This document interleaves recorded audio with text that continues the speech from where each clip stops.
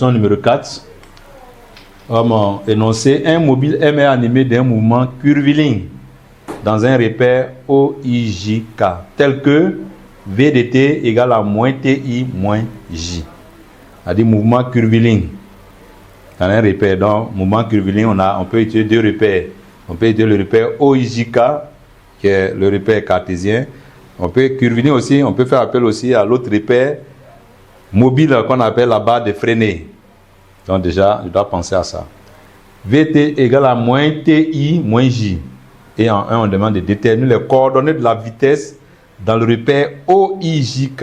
Ouais, chaque fois, on précise le repère dans lequel on doit. Il y a deux repères qu'on a étudiés ici. Le repère OIJK et le repère tau N. La preuve en est que la troisième question, on va revenir sur le repère tau N.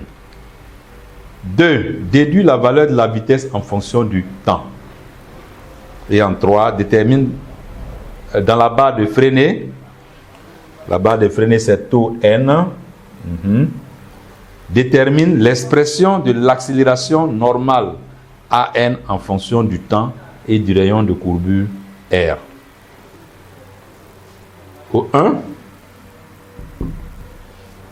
détermine les coordonnées de la vitesse dans le repère OIJK.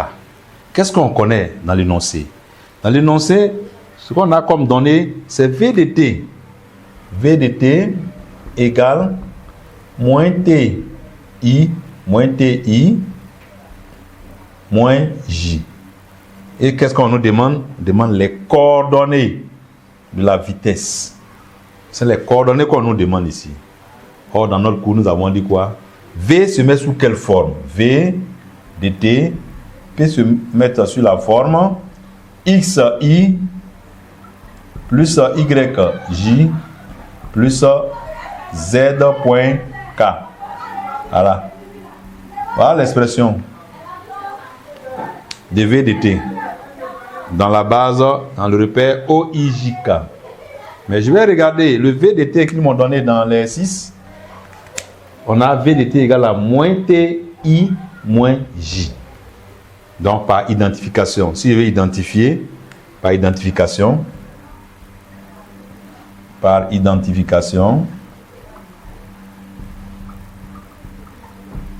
on va regarder. Voilà, I accompagné de quoi? Donc encore c'est I.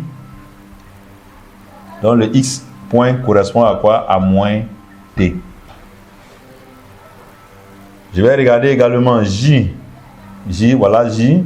Donc ça veut dire que lui, le coefficient qui l'accompagne correspond à Y point, correspond à moins 1. On n'a pas besoin d'écrire. Vous avez moins, on n'a pas besoin d'écrire le moins 1. Moins 1. Le K, on constate que le K n'existe même pas dans l'expression. Donc ça veut dire quoi? Le Z point correspond à 0.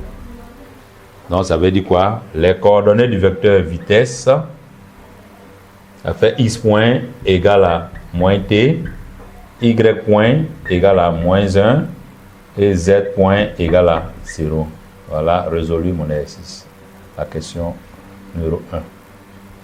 Voilà, donc c'est pas identique. Vous voyez toujours, c'est toujours la définition. Définition par définition dans le repère V est noté X.I plus Y.J plus Z.K.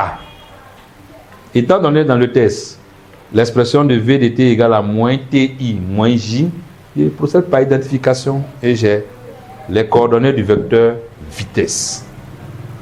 Les coordonnées du vecteur vitesse. Cette fois-ci, contrairement à l'application numéro 2, l'application numéro 2, on nous avait donné quoi? Là, on nous avait donné les X, Y, Z. Là, on a dérivé pour avoir les coordonnées. Mais là, ils nous ont donné l'expression du vecteur vitesse dans le repère OIJK. Donc, on a fait une identification. Donc, il y a une petite différence. Il y a une nouveauté. J'ai l'expression du vecteur vitesse dans le test. J'ai l'expression vitesse dans le cas général. Par identification, je détermine. Or, de l'autre côté, qu'est-ce qu'on connaissait? Dans l'application numéro 2, on connaissait X, Y et Z. Et on avait dérivé pour avoir les coordonnées. Donc, ça dépend de ce que vous avez comme énoncé. C'est pourquoi toujours l'énoncé, l'élément, quand on vous a donné dans l'énoncé, est l'élément qui déclenche par quelle méthode nous devons passer pour pouvoir résoudre notre exercice. Je dois savoir un problème. Qu'est-ce que je connais dans l'énoncé? Qu'est-ce que j'ai comme information concernant la question? L'information, voici l'information. Et moi, maintenant, je vais faire ressortir ce que je connais dans ma leçon. Et par identification, je détermine les coordonnées. Voici un peu les coordonnées. On passe à la question numéro 2. La question numéro 2, on dit déduire la valeur de la vitesse en fonction du temps. Et dit chaque fois quand on dit déduire, ce qu'on vient de faire doit nous servir. Et là, on dit la valeur de la vitesse en fonction du temps. Valeur de la vitesse en fonction du temps. La valeur de la vitesse. La valeur de la vitesse, connaissant les coordonnées, ça nous donne quoi? Connaissant les coordonnées, la valeur de la vitesse qu'on note V égale la racine de x point au carré plus y point au carré plus z point au carré. Je connais déjà les coordonnées. Les coordonnées sont déjà connues. Voilà. Les coordonnées sont déjà là. Donc V, je prends x point. Ça me donne moins t au carré plus moins 1 au carré plus 0 au carré. V égale à racine de t carré plus 1. Voilà, on dit en fonction du temps. On n'a pas dedans la valeur numérique. On dit en fonction du temps. Et j'ai vraiment le temps dans la fonction. Et c'est bien tu. Chaque fois, je vais connaître le temps. Si on dit t égale à 0, je pourrais calculer la vitesse. T égale à 1 seconde, je peux calculer en place. Et ça va s'exprimer en mètres seconde moins 1. On dit mètres par seconde. C'est une vitesse. Donc voici. Voilà. Donc, on peut déterminer la vitesse en fonction du temps aussi. Là, j'applique la définition de la norme d'un vecteur. Je termine par dans la barre de freiner. Tout à l'heure, on était dans la base OIJK. Il y a les deux bases, on peut les utiliser. Maintenant, on va transformer, puisqu'on a un mouvement curviligne. Ça dit quoi? Ça décrit une trajectoire circulaire. Je peux adapter, je peux associer le mobile à un autre repère qui est mobile. Ce repère-là, il est mobile, freiné. Or, ce repère-là, lui, n'est pas mobile, il est fixe. Voilà, c'est la différence entre les deux. Le repère, c'est-à-dire là, par exemple, si j'ai une trajectoire curviligne qui est là, je peux avoir un repère, le point M étant là, je peux avoir un repère qui bouge, voilà N, voilà taux. Un repère qui bouge avec le mobile. Or, je peux avoir OIJ quelque part, lui, il est fixe. Lui, il ne bouge pas avec le mobile. Donc voilà, les deux repères existent. Donc on peut les associer avec d'autres élèves.